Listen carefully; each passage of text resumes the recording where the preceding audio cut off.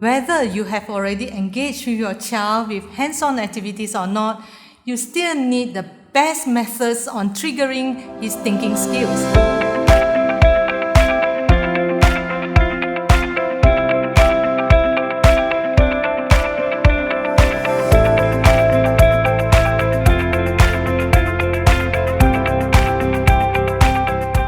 Hi everyone, I'm Miss Ho, founder of Alpha and Friends, and today I'm going to share with you 3 questioning tips to help your child develop his thinking skills, the essential 21st century skills that will make him successful in later years.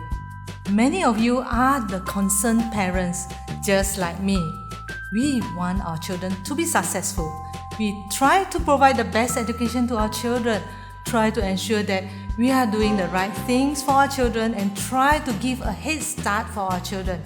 We let them play, support them with hands-on experiential learning, plan interesting science activities to let them acquire the knowledge and practice the skills. However, how many of us truly know our role when our children are playing, building, and experimenting? How can we support our children better in their playing and learning process so that they have the skills to be successful in life? We were told to observe and stay engaged. Pay attention to the details, they say. Observe what your children are doing. Engage with them, they say. Okay, but how?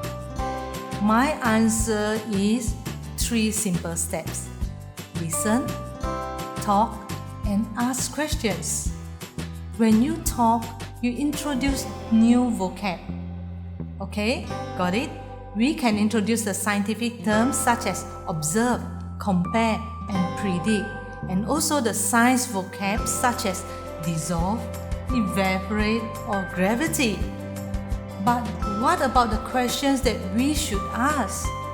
Questioning skills is very important to encourage critical thinking skills in young children. But how? What type of questions to ask? We need to ask open-ended questions. We can also ask such open-ended questions by referring to Bloom's revised taxonomy to promote higher order thinking skills.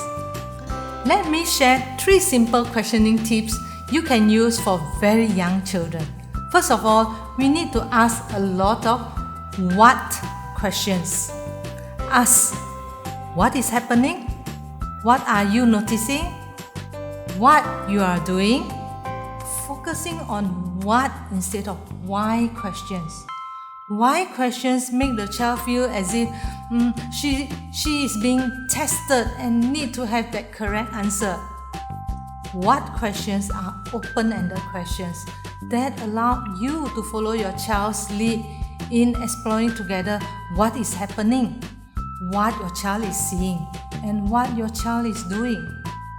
Most of the time, the answers to these questions are right in front of you and your child. The answers are available to your child, or you can even lead the child to discover the answers themselves. Your child gets to develop his observation and communication skills. He will be more confident to take on more complex investigation later. Next, ask what-if questions. What happens if you do this? What if humans can fly? What if the sun disappears?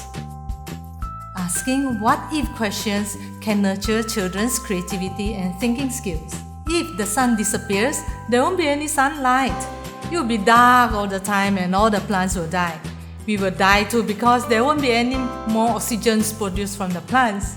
You will get many interesting answers from the children, and you will be able to evaluate their understanding on the related topics. After you have posted the questions to them, give them time to think. Respond to their ideas, suggestions, or answers positively and look for opportunities to extend their learning. For instance, respond by saying, "That's an interesting idea. How could we test it out?" Prompt them to compare related experiences and make connections between what they are doing and the science behind them. Remember, in STEM learning, we value the process of getting the answer more than the answers itself. So, if you want to know more about questioning techniques using Bloom's revised taxonomy, click on the link in the caption. Let's start to apply these 3 questioning tips now to improve your child's thinking skills.